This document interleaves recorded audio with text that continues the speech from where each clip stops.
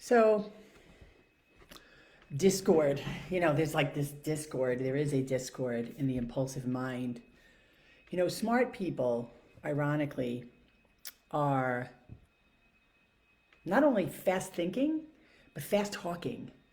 And there's a lot going on, and then there's a lot to say because, you know, if you are smart, you've got ideas going on, you've got opinions going on, you've got what you think you know that you're attached to. There is this place in you that, who you want to be, but that who you want to be is all up here. It can get really crowded up here whilst you're ignoring what happens down here. And so, conversationally speaking, the reason why I made this topic the impulsive mind is that I've actually had the pleasure and privilege of spending time with a lot of people over the weekend, different amounts of time, and more time with a lot of people that I really, really like, who are smart and interesting and good friends, et cetera, et cetera, et cetera. And I just love watching my interaction and their interaction. And then I just love watching people and how people seem to sort of, like a topic comes up or a conversational piece gets put into the midst, and I watch people really like jump into it.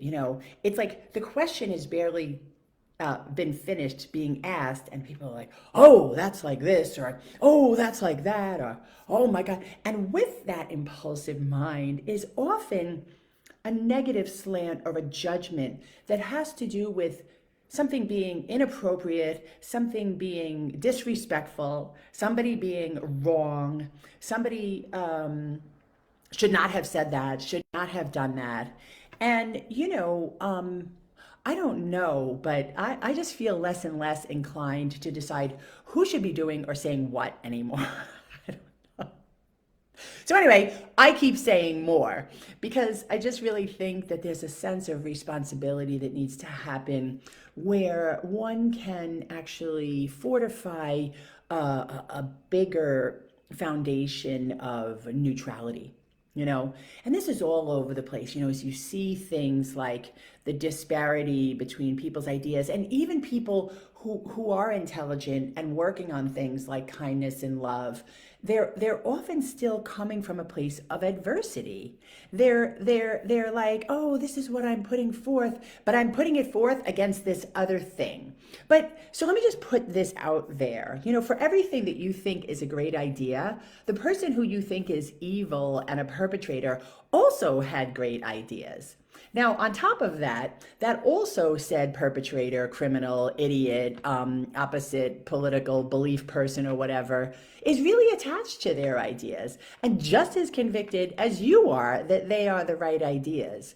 And so this is like the greatest phenomenon I've ever seen. It's just fundamentally fascinating because over the past couple of years, it's really been interesting for me to do this dance with my opinions, to not allow my impulsive mind to knee-jerk jump into conversations and have to say what I think or have to let you know what my position is and how I feel about this. And, that was difficult a couple of years ago. Like I had much stronger opinions, but, it's great. What they say about opinions, they're like assholes. Everyone has one. And I'm like, just if that's in fact true, over the past couple of years, I've just been incessantly surrounded by assholes.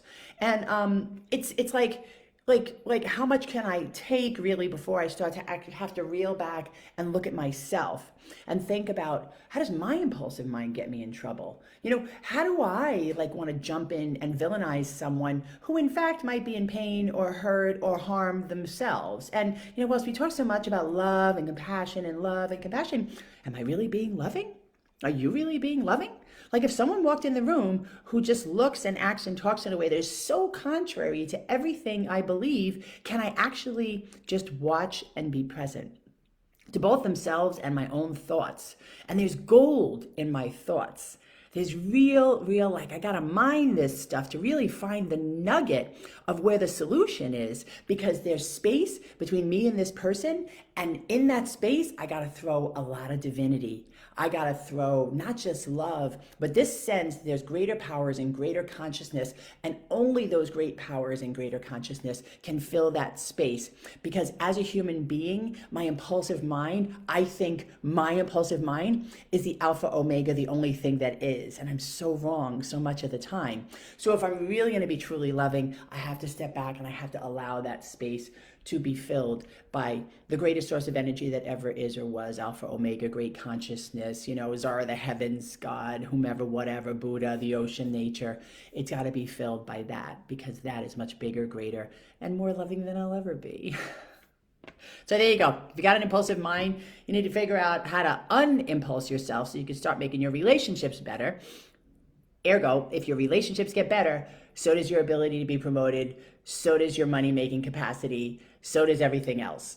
Got to start with you. So if you want to talk more about that, you can message me or you can email me, Nicole@NicoleDevlin.com. Thanks for spending time with me today, and I hope you have a great day.